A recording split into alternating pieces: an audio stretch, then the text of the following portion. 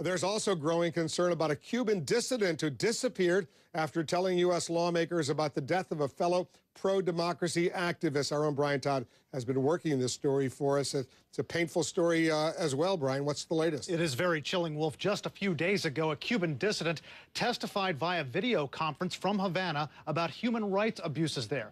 I was in the audience on Capitol Hill along with other journalists and citizens, but among us were also Cuban operatives. And now top U.S. senators are enraged at what happened right after that man testified. By any measure, it was a bold move.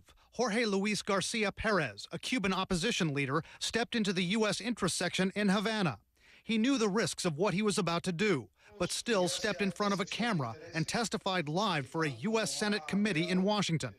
Garcia Perez told the senators he'd recently seen another dissident being killed by Cuban authorities.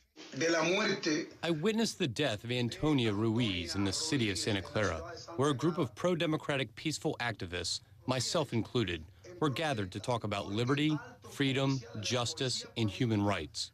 That testimony was last Thursday. The next day, Cuban authorities surrounded Garcia Perez's house. That's according to his wife, Iris Tamara Perez, who we spoke to by phone from Cuba. She tells CNN the day after that, her husband was arrested. When she went to check on him, I was beaten and taken to a cell. My husband was taken by state security officers.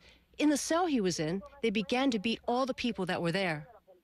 The authorities came into his cell and sprayed pepper spray inside his mouth, which caused him to lose consciousness. Then he was taken away, she says. For 2 days, she didn't know where he was. She's just been told he's in a jail in the city of Santa Clara, but she's not been able to see him. Iris Perez fears her husband will be imprisoned for a long time. This is the brutality of the Castro regime at work. Senator Robert Menendez chaired that hearing where Garcia Perez testified.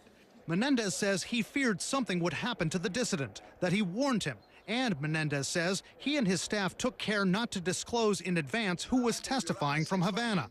We only knew that Garcia Perez and other dissidents would speak when they popped up on screen.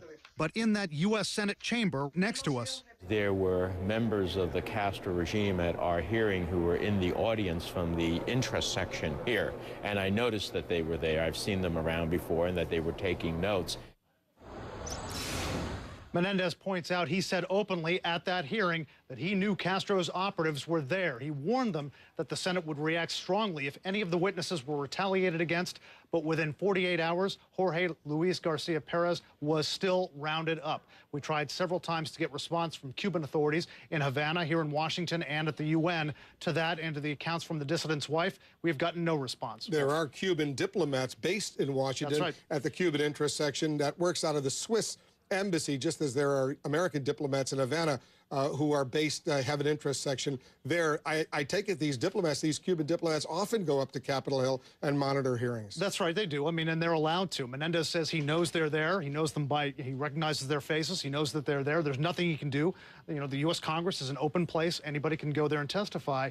But, you know, the diplomats that we're talking about are also, in effect, spies for the Cuban regime, and that's what they do. And, you know, and Menendez is an interesting senator, Cuban-American from New Jersey, very supportive of the Obama administration, but he hates the fact that the Obama administration last week gave a visa to the daughter of the president, Raul Castro, to come to the United States. He is butting heads with them on that very openly, leading the charge there. On this, he's with Marco Rubio, the Cuban-American senator from South Florida as well. Thanks very much. We're going to stay on top of this story. Brian, Todd.